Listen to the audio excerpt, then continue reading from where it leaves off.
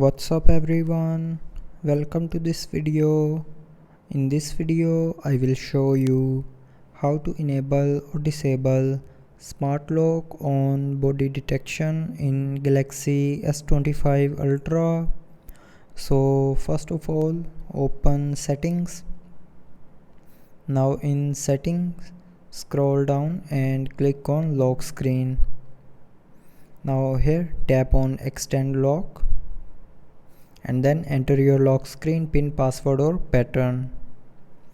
Now here in extend lock, tap on body detection.